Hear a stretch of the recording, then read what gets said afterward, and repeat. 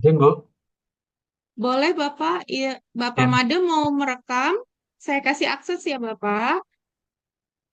Terus izin, Bu, satu lagi. Kami Iya sebenarnya Pak. sebelumnya sudah membentuk kelompok juga sih, Bu. Kalau kelompok yang sebelumnya boleh tahu seperti apa Pak? Eh, Masing-masing 4 orang, Bu. 10 kelompok sih, emang 4 orang. Oh gitu, iya. Hmm. Berarti Ya, boleh pakai kelompok yang sebelumnya ya. Oke, boleh ya. pakai kelompok yang sebelumnya. Nah, Oke. izin saya coba tentukan dulu supaya enak dan Bapak dan Ibu punya banyak waktu untuk melakukan pencarian data, gitu ya. Oke, oke.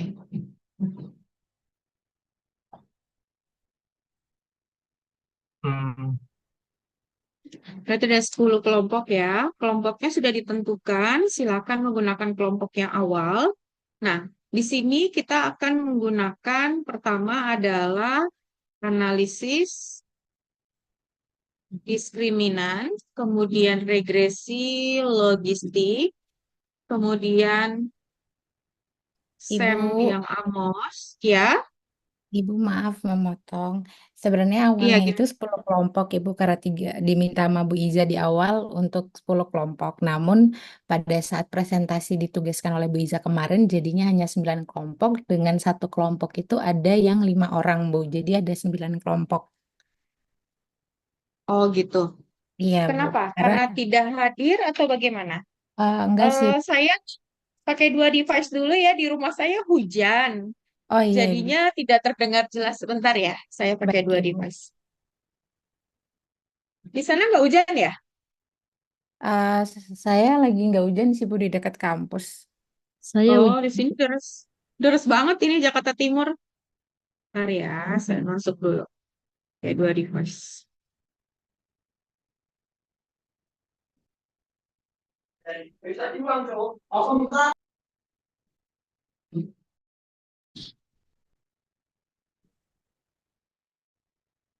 Oke, satu, dua, tiga, sudah terdengar?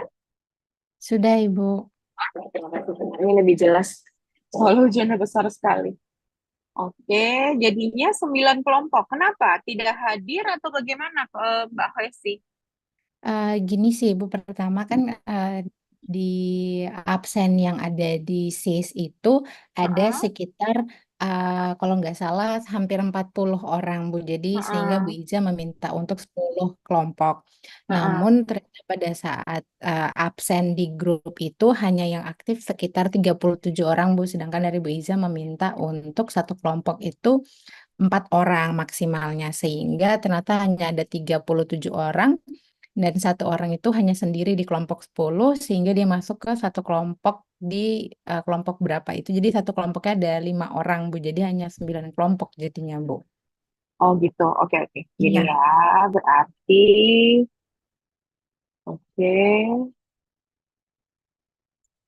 Kita coba ya, kita coba di sini mediasi, mediasi dan moderating. Oke. Ini yang membahas mengenai diskriminan berarti 2 kelompok. Yang membahas regresi ini juga 2 kelompok. 2 kelompok. Terus ini 2 kelompok. Yang ini, oke,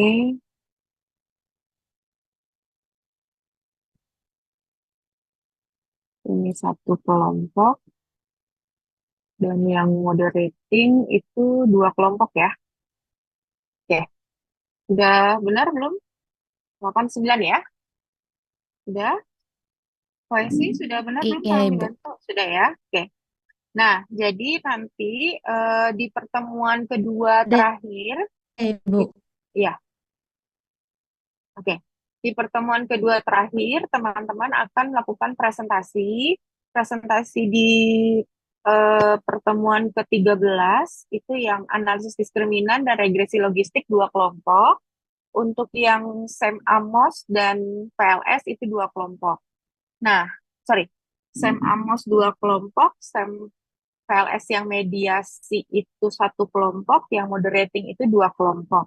Nah, pembagiannya silahkan mau dikocok atau mau sesuai dengan urutan. Saya serahkan ke ketua kelas.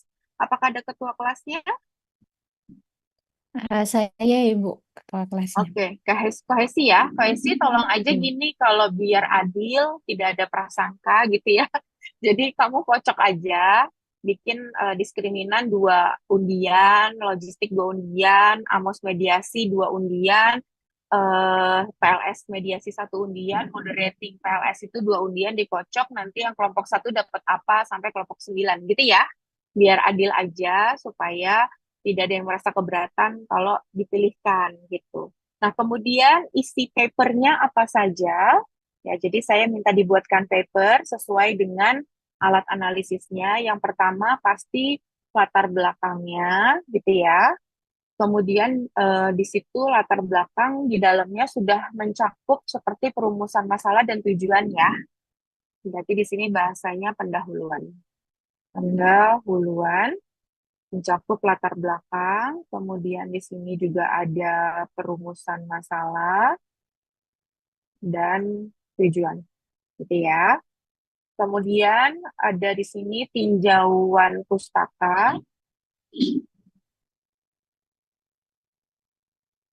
Di dalamnya itu sudah ada hubungan antar variabel, jadi nggak usah pengertian ya, jadi langsung aja misalnya hubungan X dengan Y secara teori penelitian terdahulu, jadi lebih ringkas aja. Kemudian kerangka pemikiran dan hipotesa ya. Kemudian di sini bab 3-nya itu langsung aja metodologi di dalamnya sudah mencakup alat analisis ya, sama alat analisis dan operasional variabel. Oke, kemudian masuk ke pembahasan atau analisis data. Ini masuknya langsung hasil olahan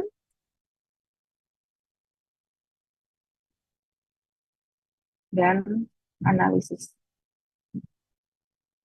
Kemudian di sini yang terakhir adalah kesimpulan dan saran. Gitu ya. Nah, papernya ini bukan tebel-tebel, nggak usah. Jadi cukup dibuat lebih ringkas aja. Seperti kayak latar belakang itu harus clear ya. Kenapa ngambilnya adalah kasus ini gitu. Walaupun di sini teman-teman misalnya dapatnya diskriminan, itu hanya alatnya. Tapi alat itu bisa diterapkan di kasus apa? Teman-teman cari artikel atau artikel yang sudah pernah diteliti orang, kemudian teman-teman ambil datanya, datanya harus asli gitu ya. Nah, kemudian diolah, diinterpretasi, dibahas secara teori. Karena ini isinya 4 sampai 5 orang, saya rasa ini tidak terlalu sulit. Silakan dibagi-bagi berdasarkan isiannya. Gitu. Silakan ada yang mau bertanya lagi, teman-teman.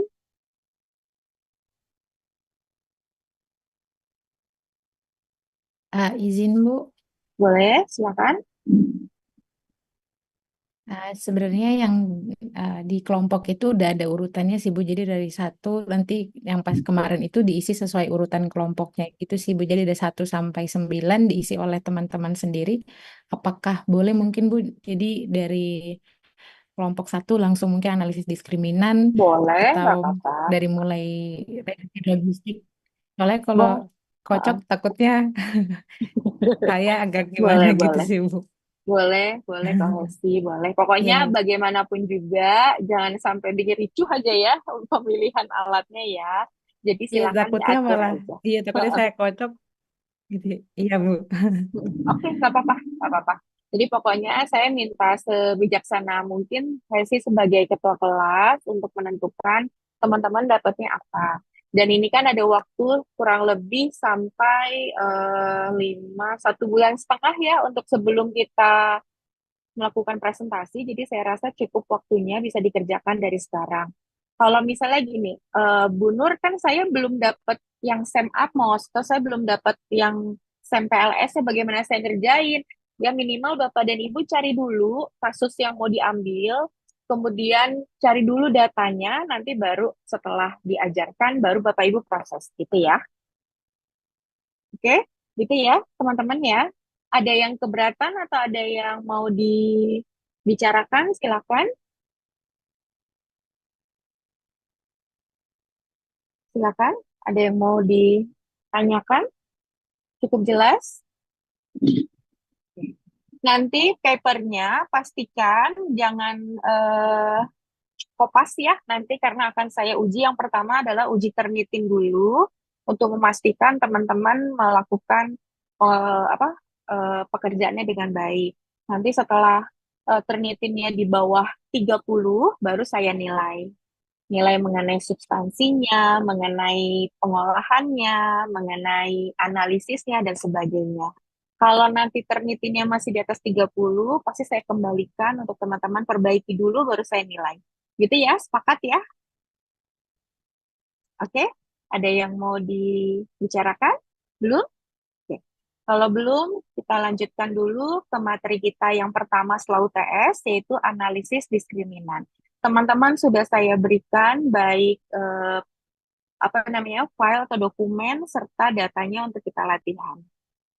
Oke, saya ini dulu. Tadi yang mau record Pamade ya? Mau izin nggak bisa, Bu, karena Oke, bukan host. ya. Coba saya berikan dulu. Iya, saya juga.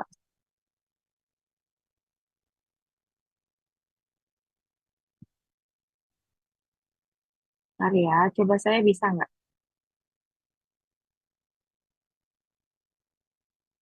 Oh iya, saya juga nggak bisa ya. Soalnya ini yang bikin linknya Pak Irfan. Coba saya hubungi Pak Irfan ya.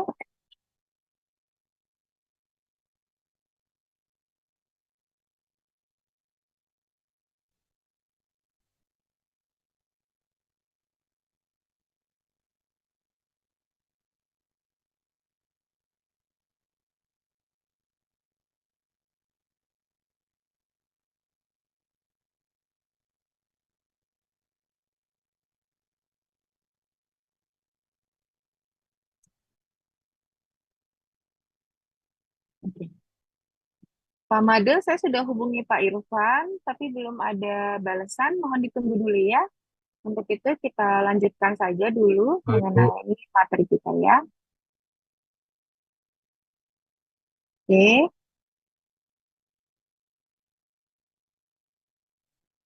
Oke.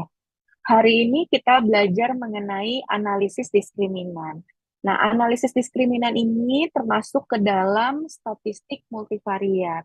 Nah, statistik itu nanti pada dasarnya kan terbagi menjadi tiga ya, Bapak dan Ibu. Ada statistik univariat, ada statistik bivariat, ada statistik multivariat.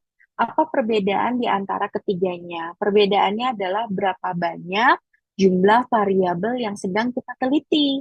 Kalau di dalam penelitian itu hanya ada satu variabel, nah biasanya kita menggunakan alat-alat statistik yang ada di statistik univariat. Sedangkan kalau kita ada dua buah variabel di dalam penelitian kita, itu kita akan menggunakan alat-alat statistik yang ada di statistik bivariat.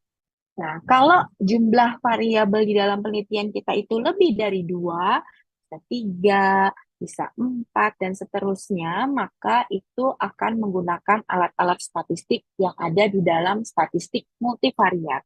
Nah, di statistik multivariat itu sendiri, nanti Bapak dan Ibu, itu terbagi lagi menjadi dua. Statistik multivariat interdependen dan statistik multivariat dependen.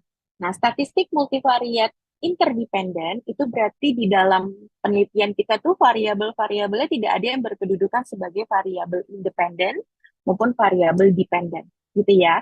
Nah, biasanya di sana penelitiannya mengenai seperti analisis respondensi, analisis cluster dan sebagainya. Tetapi kalau statistik yang dependen, nah berarti di dalam penelitian kita itu sudah harus ada yang berkedudukan sebagai dependen dan independen. Nah, analisis diskriminan itu sendiri masuknya ke dalam statistik multivariat yang dependen, gitu ya. Nah, apa itu analisis diskriminan? Nah, analisis diskriminan itu merupakan alat analisis atau teknik di dalam statistik yang digunakan untuk mengklasifikasikan ya objek atau individu ke dalam kelompok atau kategori tertentu. Nah, berdasarkan beberapa variabel independennya. Nah, alat analisis ini nanti akan memberikan informasi kepada kita, kira-kira variabel independen mana sih yang paling mendiskriminankan antar kelompok dependennya, gitu ya. Jadi, nanti kelompok dependennya itu skala pengukurannya apa? Nanti kita pelajari, gitu ya. Nah, tujuan dari alat analisis ini pada dasarnya ada 3. Kalau kita kembangkan pasti lebih dari 3, gitu ya. Ya, halo, kenapa? Oke. Nah, pada dasarnya tujuan utamanya itu ada 3, tapi kalau dikembangkan lebih lanjut di beberapa contoh kasus itu bisa lebih dari 3. Nah, tujuan yang pertama adalah kita bisa mengembangkan model untuk membedakan antara 2 atau lebih kelompok dependennya, gitu ya. Kemudian yang ketiga, kita bisa menentukan variabel mana sih yang paling membedakan antar kelompok dependen kita, gitu ya. Yang ketiga, kita bisa mengklasifikasikan objek baru ke dalam atau salah satu kelompok berdasarkan karakteristiknya. Maksudnya apa di sini? Bapak dan Ibu, pada saat kita melakukan analisis diskriminan, tahap awal yang harus kita lakukan adalah kita harus menentukan dulu kategori dari dependen kita. Berarti dependen kita berkelompok ya? Iya, gitu ya. Ada kelompoknya yang paling gampang biasanya ada kelompok gagal, ada kelompok sukses. Ada misalnya negara maju, negara terbelakang. Jadi ada kelompoknya. Bu Nur, apakah boleh lebih dari 2 kelompok? Tentu boleh, karena itu dikatakan 2 atau lebih kelompok, gitu ya. Nah, nanti setelah kita menentukan pengkategorian kelompok dari dependen kita berdasarkan pengklasifikasian dan syarat-syaratnya, kita baru menentukan variabel independen mana sih yang secara teori itu dianggap mampu mendiskriminankan, gitu ya. Bapak Ibu, kata kunci di dalam analisis diskriminan itu adalah kita wajib memilih variabel independen yang memiliki perbedaan antar kelompok dependennya. Wajib, gitu ya. Mengapa? Karena ada perbedaan belum tentu mampu mendiskriminankan, apalagi tidak ada perbedaan. Perbedaan apa, Bu Nur, tadi? Perbedaan rata-rata antara kelompok 1 dengan kelompok 2, atau kelompok 1, 2, dan 3. Karena dependen kita nanti itu berupa pengkategorian, gitu ya Bapak Ibu ya. Nah, kriteria dari analisis diskriminan ini sudah pasti variabel independen yang digunakan lebih dari 2. Maka dia masuknya adalah ke dalam statistik multivariat. Yang kedua, tadi saya katakan dependen kita itu berkelompok atau berkategori, ya, di mana skalanya itu adalah nominal, ya. Misalkan terbagi menjadi kelompok gagal dan kelompok sukses. Kelompok negara maju, negara berkembang, negara terbelakang, gitu ya. Nah, sedangkan variabel independen yang kita pilih harus berskala interval atau rasio. Boleh saya tahu dulu teman-teman, apakah sudah cukup jelas untuk pengklasifikasian skala pengukuran? Sebelum kita lanjut, skala pengukuran ada berapa? Boleh tahu? Ada 4, Bu. Ada 4. Boleh sebutkan satu yang pertama apa? Ada nominal, Bu. Oke, ada nominal. Di atas nominal Ada ordinal, ada ordinal. Di atas ordinal Interval, ada ada interval, Bu. interval. Benar, di atas interval ada rasio. rasio. Rasio. Iya, betul. Kenapa saya sering mengulang-ulang ini? Karena nanti penentuan alat analisis salah satu sumbernya adalah skala pengukuran. Saya sedikit ulang ya, tadi teman-teman sudah benar bahwa berdasarkan skala pengukuran nanti terbagi menjadi 4. Ada nominal, ada ordinal, ada interval, ada rasio. Gitu ya. Nah, kenapa tadi untuk analisis diskriminan dependennya itu berskala nominal? Karena dia hanya berupa pengkategorian saja, tidak boleh dibandingkan mana yang lebih tinggi, mana yang lebih rendah. Gitu ya. Sedangkan untuk yang variabel independennya itu harus berskala interval atau rasio. Berarti sudah boleh tuh dibandingkan mana yang lebih tinggi, mana yang lebih rendah, sudah boleh diurutkan gitu ya. Dan sudah boleh dihitung jaraknya. Apa itu dihitung jaraknya? Ditambah, dibagi, dikali, dikurang gitu ya. Kemudian apalagi? Kalau di interval dan rasio bedanya apa? Hanya pada pengakuan angka 0 ya. Kalau interval nolnya bersifat relatif, kalau di rasio nolnya bersifat absolut gitu ya. Nah, itu jangan sampai lupa. Jadi, kenapa saya ulang-ulang terus? Penentuan alat analisis selain tujuan juga harus berdasarkan skala pengukuran dari variabel yang dipakai. Oke? Udah cukup jelas ya, teman-teman ya? Saya lanjutkan lagi. Oke. Nah, jadi kriterianya ini harus terpenuhi ya. Nah, oke, ada beberapa contoh kasus dalam penggunaan alat analisis diskriminan. Yang pertama misalnya, saya ingin melihat kira-kira apa sih yang mendiskriminankan antara gitu ya, antara nasabah yang memiliki resiko kredit itu tinggi atau rendah. Nah, secara teori dipilihlah ada 3 variabel independen. Yang pertama ada usia, ada pendapatan, ada pendidikan misalnya.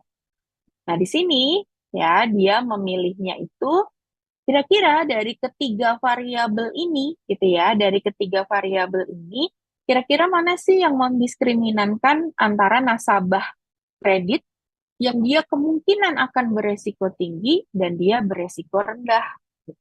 Nah, bisa pakai itu. Kemudian, sebuah perusahaan retail ingin mengetahui tipe pelanggan berdasarkan kebiasaan belanja mereka. Lalu dipilihlah variabel independen antara lain frekuensi belanja yang terhitung dari berapa kali dia belanja per bulan, kemudian total pengeluaran per bulannya, dan produk yang paling sering dibeli gitu ya. Dengan alat analisis diskriminan, nanti perusahaan bisa mengklasifikasikan nih pelanggan yang menjadi beberapa kategori. Misalnya ada pelanggan reguler, premium, dan on time. Pelanggan reguler itulah pelanggan yang membeli dengan jumlah kecil namun sering gitu ya. Serem banget apa petirnya. Pelanggan premium adalah yang membeli dalam jumlah besar namun jarang gitu ya. Sedangkan pelanggan on time adalah pelanggan yang produknya tertentu sekali saja. Nah, hasil ini dapat digunakan nanti untuk si perusahaan dalam menentukan strategi pemasaran yang lebih terarah. Misalnya, pada saat dia ingin melakukan promosi, promosinya kan harus tepat sasaran nih, benar nggak? Nah, kira-kira untuk pelanggan reguler, agar meningkatkan pembeliannya, dia diberikan apa treatmentnya? Nah, itu bisa kita gunakan, gitu ya. Nah, itu contoh yang kedua, untuk menggunakan alat analisis diskriminan. Nah, yang ketiga, misalkan di sini, universitas ingin membuat model untuk memprediksi apakah seorang mahasiswa akan lulus tepat waktu atau tidak. Nah, dia menggunakan ada beberapa variabel independen yang digunakan, antara lain indeks prestasi, kehadiran di kelas, jumlah tugas yang diselesaikan tepat waktu, dan keterlibatan di dalam kegiatan kampus. Ada 4 ya, IPK, kehadiran, tugas, dan keterlibatan. Nah, dengan alat analisis diskriminan, nanti pihak universitas dapat menentukan nih, kelompok mahasiswa mana sih yang kemungkinan besar akan lulus tepat waktu dan beresiko tertunda berdasarkan 4 kriteria tadi tuh ya.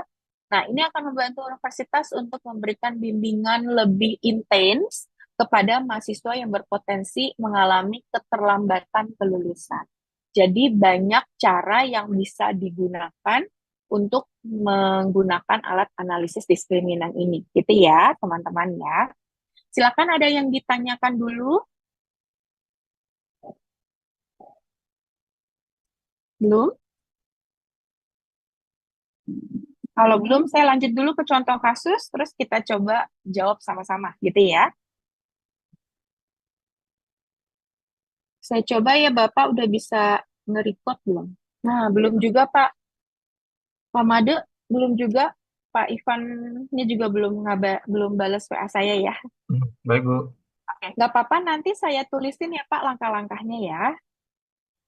Ya, terima kasih, Bu. Oke, sama-sama. Teman-teman ada yang mau ditanyakan lagi sebelum saya lanjut? Belum? Oke, kalau belum saya lanjut lagi ya. Oke, kita coba masuk ke contoh kasus penerapan alat analisis diskriminan ya. Nah, di sini perbankan dihadapkan pada tantangan besar dalam menilai kelayakan calon debitur untuk meminimalkan risiko terjadinya kredit macet, gitu ya. Kegagalan dalam memilih debitur yang tepat dapat berdampak serius pada kesehatan finansial bank, terutama pada NPL-nya, gitu ya. Apakah nanti NPL-nya semakin tinggi atau semakin rendah? Yang semakin tinggi kan menunjukkan kreditnya itu makin banyak yang macet ya, sehingga kredibilitas bank itu menjadi rendah. Nah, oleh karena itu, penting bagi pihak bank untuk menetapkan evaluasi yang efektif dan akurat guna menentukan debitur yang layak atau cocok kita berikan kredit itu yang mana sih gitu ya. Nah, proses penilaian ini kan tidak hanya bertujuan untuk apa namanya untuk menjaga kepentingan bank, tetapi juga untuk memastikan debitur yang menerima kredit itu sesuai dengan kemampuannya. Sehingga kita juga membantu nih para debitur untuk tidak terjebak dalam masalah finansial di kemudian hari gitu ya. Nah, salah satu metode yang dapat kita gunakan adalah dengan alat analisis diskriminan. Nah, metode ini bagus ya, atau berguna untuk mengidentifikasikan karakteristik keuangan atau personal calon debitur yang memiliki pengaruh signifikan terhadap keputusan. Apakah pengajuan kreditnya itu akan ditolak atau akan diterima oleh bank, gitu ya.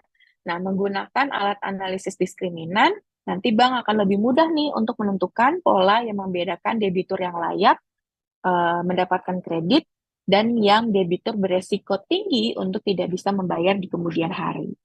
Nah, dipilihlah ada 5 variabel independen yang secara teori menjadi faktor kunci dan bahan pertimbangan bagi perbankan untuk menentukan kelayakan pengajuan kredit gitu ya bagi seorang debitur. Nah, pertama itu adalah dilihat dari pendapatan per bulannya. Satuannya juta rupiah ya. Nah, ini pendapatan per bulannya itu merupakan pendapatan debitur indikator utama kemampuan dari membayar kredit secara rutin ya. Yang kedua dilihat dari total asetnya. Total aset memberikan gambaran tentang stabilitas keuangan calon debitur serta kemampuan dalam kewajiban finansialnya. Yang ketiga adalah usia pemohon atau usia debitur ya. Ini mempengaruhi jangka waktu kredit atau kemampuan debitur dalam melunasi pinjaman sebelum dia pensiun dari pekerjaannya. Yang keempat, itu dilihat dari berapa lama dia bekerja di perusahaan saat ini atau perusahaan terakhir dianya ya, yaitu sebagai indikator untuk stabilitas karir dan pendapatan debitur gitu ya, atau stabilitas keuangan dari debiturnya. Yang terakhir adalah riwayat kredit sebelumnya. Biasanya secara pengalaman ya, debitur itu merupakan debitur sebelumnya gitu ya. Dia pernah melakukan pinjaman kredit sudah bisa bayar, biasanya dia melakukan lagi atau perpanjang lagi. Bahkan kalau kita lihat mungkin Bapak Ibu atau orang tua yang pernah melakukan pinjaman segitu lunas dengan status adalah debitur yang baik, layak, pasti akan diminta lagi tuh, ayo dong Bu pinjam lagi gitu ya. Ayo Bu gitu. Nah, biasanya mau tuh ya. Nah, mencerminkan perilaku keuangan debitur di masa lalu dan mencerminkan kedisiplinan mereka dalam melakukan pembayaran gitu ya. Nah, dengan 5 ini ya, bank membuat keputusan yang lebih bijaksana dan terinformasi untuk menyetujui atau menolak pengajuan kredit dari seorang debitur. Sehingga nanti bisa meminimalisir resiko kredit macet sambil tetap mendukung pertumbuhan ekonomi dan memberikan akses kredit kepada debitur yang lebih layak. Oke, nah kita diminta nih sama soal kita ya, lakukan dong analisis diskriminan untuk membedakan peminjam yang disetujui dan yang ditolak. lakukan interpretasi termasuk fungsi diskriminan dan koefisien diskriminan ya. Yang terakhir, berdasarkan persamaan diskriminan, buatlah prediksi apakah aplikan berikutnya akan mendapat persetujuan atau tidak, gitu ya. Nah, di sini kita kerjakan ya langkah-langkah pengerjaan. Oke. Nah, Bapak dan Ibu, silakan dulu dibuka datanya. Di sini datanya sudah dimasukkan ya.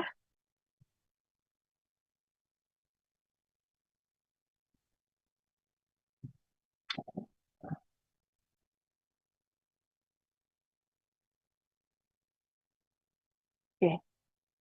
Nanti untuk dependennya itu adalah yang status ya. Statusnya ini kita ada sebanyak 100 responden. 100 responden ini yang kita pilih adalah, kan gini, kita kan tujuannya mau memprediksi, mau bikin model untuk kemudian hari sebagai pihak bank untuk menseleksi dari debitur baru apakah dia layak atau tidak kita berikan kredit gitu ya. Berarti kita membutuhkan histori data kita yang lama gitu ya. Nah, diambillah 100 nasabah bank tersebut yang sudah pernah melakukan peminjaman kredit gitu ya. Nah, diambil 100. Nah, ternyata sampel pertama itu di-reject. Dulu di-reject gitu ya. Kenapa di-reject gitu ya? Berarti ada alasannya. Nah, kemudian karena dia berstatusnya di-reject, dia dicek. Oh, pendapatannya berapa? Total asetnya berapa? Umurnya berapa? Kemudian lama dia menjadi seorang karyawan itu berapa? Kalau nol berarti dia nggak bekerja ya. Kemudian recordnya itu apa? Record tadi, saya lupa. Kita cek. Recordnya itu riwayat kredit sebelumnya, gitu ya. Oke, di sini, sorry, saya aksesnya ini ya. Oke, datanya begini ya. Oke. Di sini dari 100 histori data yang lama, ternyata sebanyak 56 adalah debitur yang di-reject pengajuan kreditnya. Gitu ya. Kemudian ada sebanyak 44 itu sampel adalah yang di-approve kreditnya, pengajuan kreditnya. Gitu ya Bapak Ibu ya, sudah dipahami untuk datanya? Oke, kalau sudah langkah-langkah pengerjaannya, Bapak dan Ibu klik Analyze, pilih Classify, pilih Diskriminan. Bu, maaf belum terlihat, Bu. Belum terlihat? Sebentar. Oke, share. Sudah terlihat? Sudah, Bu. Boleh Oke. diulang, Bu, dari awal, Bu. Belum Boleh. kelihatan, Bu. Oke, nggak apa-apa. Analyze, Classify, Diskriminan.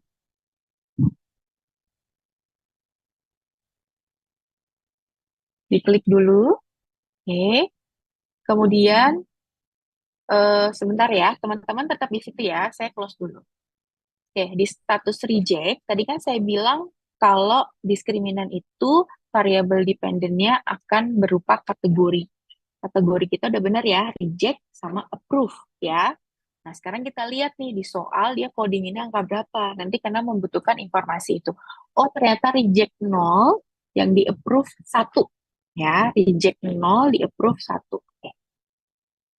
Analyze, classify, diskriminan. Teman-teman, grouping variabel itu adalah variabel dependent kita. Ya, silakan klik status, masukkan ke grouping variabel. Di sini ada pertanyaan nggak? Ada pertanyaan ya? Tanda tanya ya? Dia nanya, dia di grup dengan angka berapa? Tadi yang di reject 0, yang di approve 1. Gitu ya. Maka teman-teman klik di font range-nya di sini. Minimumnya kasih angka 0, maksimumnya kasih angka 1. Continue.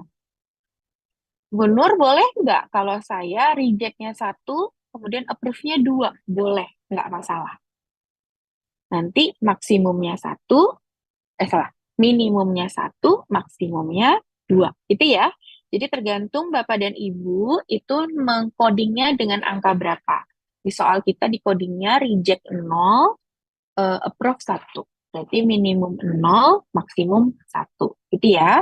Kalau sudah, keseluruhan variabel independen kita yang ada sebanyak 5, ada income, ada total asset, ada age, ada year of employment, dan record, itu dimasukkan ke kolom independen. Sudah? Kalau sudah, Bapak Ibu, di sini kita ada pilihan enter the independent together atau use stepwise method. Kalau menggunakan enter independent together, artinya kita langsung dikasih tahu nih dari 5 mana yang mendiskriminankan. Gitu ya, dari 5 langsung dikasih tahu mana yang mendiskriminankan. Tetapi kalau kita menggunakan use stepwise method, kita akan dikasih tahu nih, kira-kira dari kelima itu, kalau memang 5-5-nya mampu mendiskriminankan, ya, kira-kira mana yang pertama kali mendiskriminankan, mana yang kedua, mana yang ketiga, dan seterusnya. Kenapa itu penting? Kalau saya sebagai pengambil kebijakan di sebuah perusahaan, maka saya akan tahu variabel mana dulu yang akan saya treatment untuk melihat atau yang mampu membedakan atau mendiskriminankan dependen saya. Jadi gunakan saja dulu yang stepwise method ya. Nah ini apalagi kalau misalnya gini Bapak Ibu, contoh kasus. Saya melakukan penelitian nih, saya sedang melakukan penelitian mengenai faktor yang mendiskriminankan 62 kabupaten tertinggal di Indonesia. Secara peraturan pemerintah, penentuannya itu berdasarkan A, B, C, D, E, F, G, gitu ya. Kemudian saya seorang pemerintah yang harus segera bagaimana caranya supaya semakin berkurang tuh kabupaten yang tertinggal di Indonesia, gitu ya. Nah, ternyata saya diberikan anggaran yang cukup terbatas. Nah, kan tidak mungkin semuanya nanti akan saya berikan kebijakan, benar nggak? Nah, maka saya harus memilih nih kira-kira faktor pertama kali yang mendiskriminankan apa? Oh, ternyata dari pendapatan asli daerahnya. Maka saya akan menggenjot bagaimana supaya pendapatan asli daerah di kabupaten tertinggal itu bisa meningkat. Karena faktor pertama yang mendiskriminankan dia menjadi kabupaten yang tertinggal adalah dari sisi pendapatannya. Gitu ya. Jadi kalau saya menggunakannya adalah yang use stepwise method. Oke, kalau sudah, teman-teman klik dulu statistiknya. Di deskriptifnya, teman-teman klik means, kemudian univariate ANOVA, dan function coefficient-nya pilih yang unstandardized. Saya jelaskan dulu Bapak Ibu satu-satu.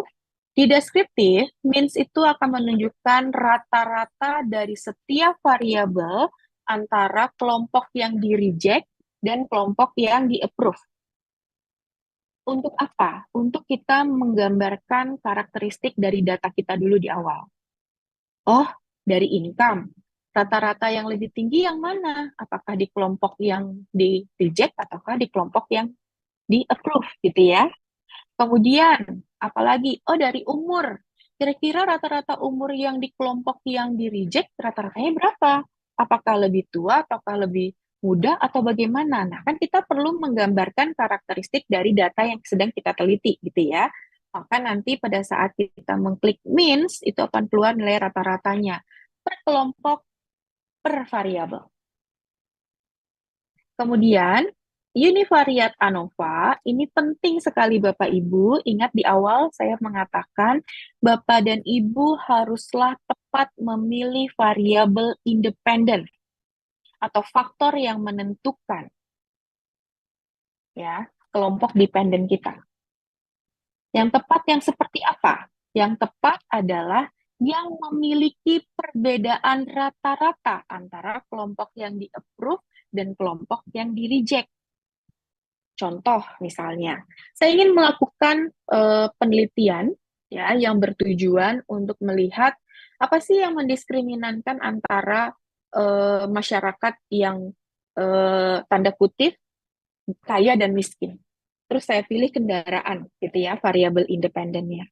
Ternyata yang miskin pakainya misalnya yang terkategori miskin menggunakan BMW, yang kaya menggunakan Mercedes. Tepat nggak pemilihan variabel kendaraan di sana?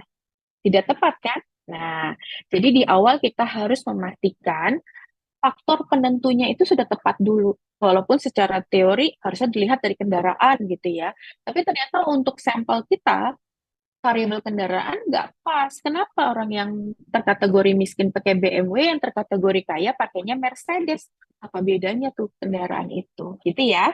Jadi di awal kita harus memastikan dulu bahwa faktor penentunya atau variabel independen yang kita gunakan memiliki perbedaan rata-rata antara kelompoknya. Kalau di kita antara kelompok yang di-approve dan kelompok yang di-reject. Mengapa? Kembali ke kata kunci yang saya bilang. Ada perbedaan, belum tentu mampu mendiskriminasikan, apalagi tidak ada perbedaan. Nah, untuk tahu itu, lihatnya nanti di analisis univariat ANOVA. Kemudian, function coefficient di sini kita pilih yang unstandardized. Untuk apa? Nanti kan kita harus membuat modelnya tuh, ya, model untuk eh, bank itu menilai debitur yang baru nih, dia layak atau nggak layak gitu ya. Kan kita harus bikin modelnya. Nah, itu lihatnya di sini, function coefficient-nya. Pilihnya yang unstandardized ya Bapak Ibu ya. Kalau sudah continue, di metodenya silakan diklik Bapak dan Ibu. Nah, nanti kriteria penentuan apakah faktor yang kita pilih itu mampu mendiskriminankan atau tidak, kita diberikan opsi boleh menggunakan nilai F-value atau menggunakan probability dari F. Kalau Bapak dan Ibu menggunakan F-value, maka Bapak dan Ibu harus menggunakan tabel F. Ya, karena nilai 3,84 di sini itu adalah untuk sampel yang tidak terhingga. Sedangkan sampel kita kan cuma 100 ya. Jadi tidak tepat menggunakan angka 3,84. Jadi Bapak dan Ibu harus lihat ke F tabel. Ya, nanti lihat tuh F1-nya berapa, F2-nya berapa, tentukan tuh. Tapi kan itu cukup merumitkan, ya enggak? Nah, kita pakai yang praktis yaitu menggunakan use probability of F. Kita biasa menggunakan alfanya 5% ya. Kalau Bapak dan Ibu, Bu Nur, saya nggak mau pakai 5%, saya mau pakai maksimalnya 10%, boleh? Boleh. Silakan diganti aja di sini menjadi titik 10. Gitu ya. Depan titik ada 0 ya Bapak Ibu ya. Tetapi kita pakainya yang 0,05 aja atau 5%. Jadi boleh disetting ya. Bu Nur, apakah boleh lebih dari 10%? Tidak boleh. Karena untuk ilmu sosial, kita maksimum itu 10%. Tapi apakah boleh saya nggak strict pakainya 1, 5, sama 10? Boleh banget. Gitu ya. Kalau nanti teman-teman lihat di artikel asing, dia biasanya menggunakan bintang 1, 2, dan 3. Artinya, dia akan signifikan tergantung kita mau pakai 1%, 5%, atau 10% gitu ya. Jangan strict juga di 5. Boleh itu ya. Jadi nanti jangan terlalu kaku ya penggunaan alfanya. Intinya kita boleh sampai 10%. Oke, kita pakai aja dulu 5% di sini. Pakainya yang use probability of F ya. Kalau sudah, continue. Classify-nya Bapak Ibu diklik. Display-nya pilih case-wise result dan summary tabel. Kalau sudah, continue. Oke. Nah, ini sudah kita keluarkan. Nanti akan kita ambil satu-satu ya untuk kita lakukan interpretasi. Oke, sebelumnya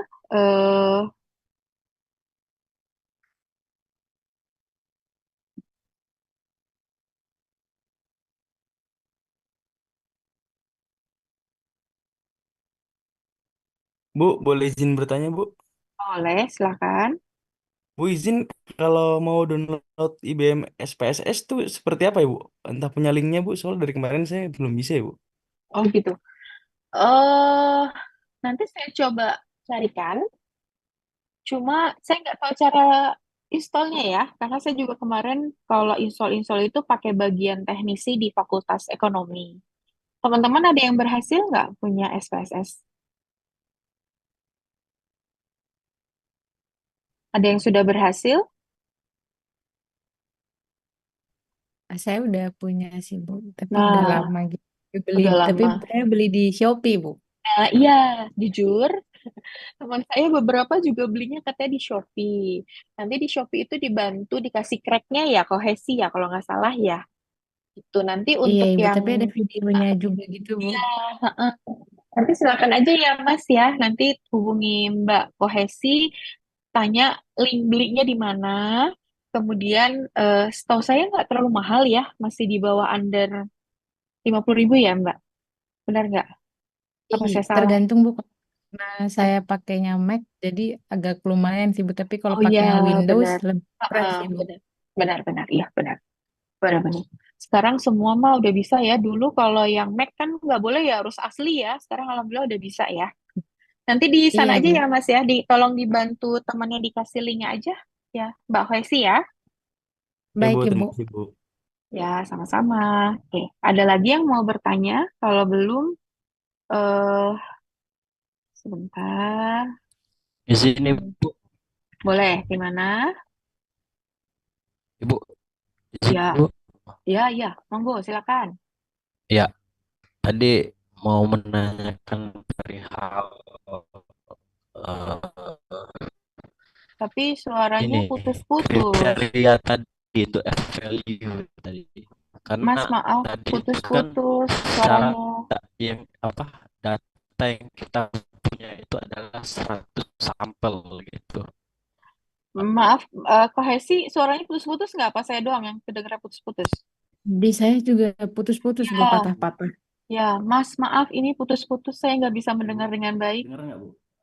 Ya, tapi jauh.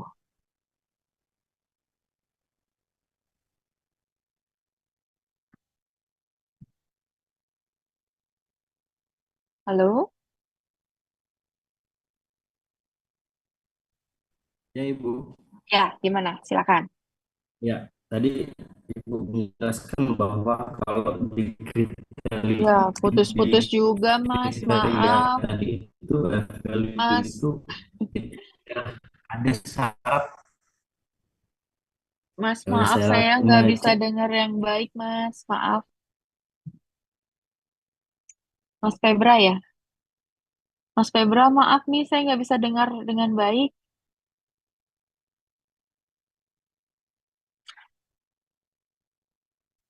Mas Febra.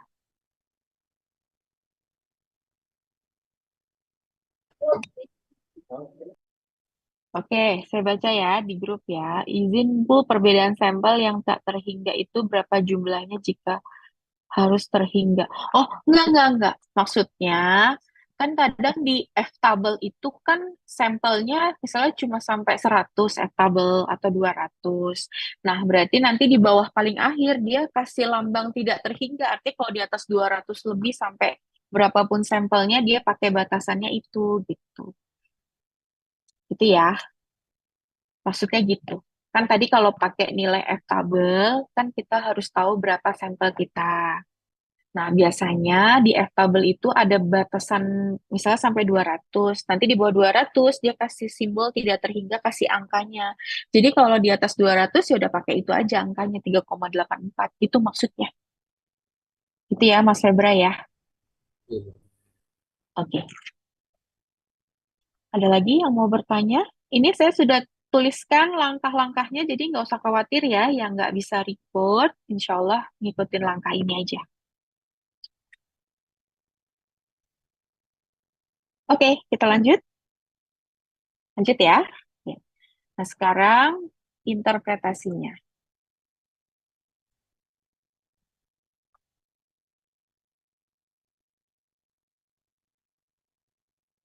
Oke.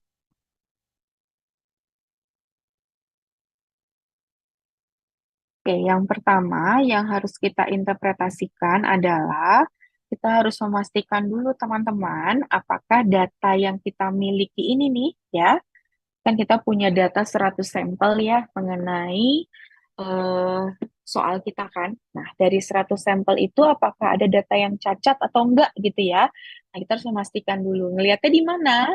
Ngelihatnya di hasil ini, analisis case processing summary.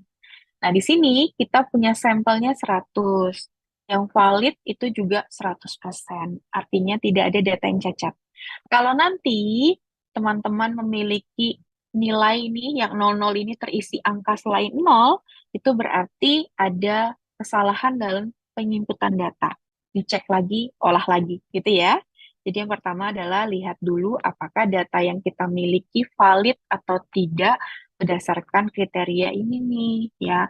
Apakah ada data yang missing atau ada yang kodenya di luar itu, gitu ya. Oke, jadi ini saya copy, ini saya pindahkan ke interpretasian kita ya. Oke,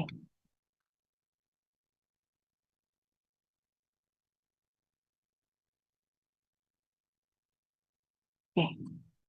Nah, di sini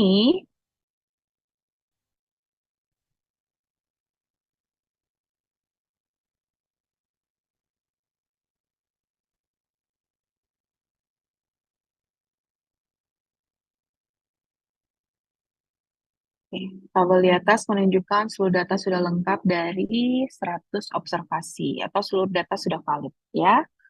Oke.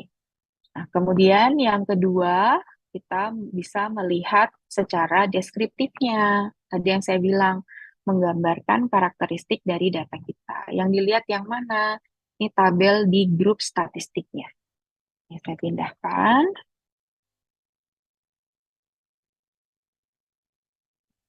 Oke, ya.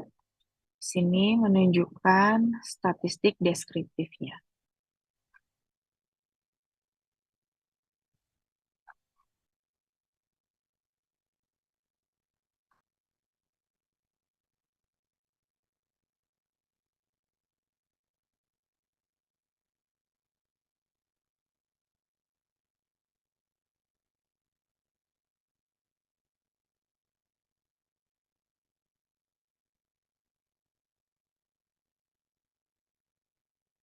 Oke. Nah, di sini kita bisa lihat ya teman-teman ya, yang saya maksudkan itu tadi kira-kira eh, per variabel itu bagaimana. Kalau di sini contohnya, teman-teman bisa lihat misalnya di sini ada kelompok reject, ada kelompok approve ya. Masing-masing setiap variabel diberikan nilai rata-ratanya. Kalau kita lihat di sini antara kelompok yang reject dengan yang approve, income-nya rata-ratanya lebih tinggi mana?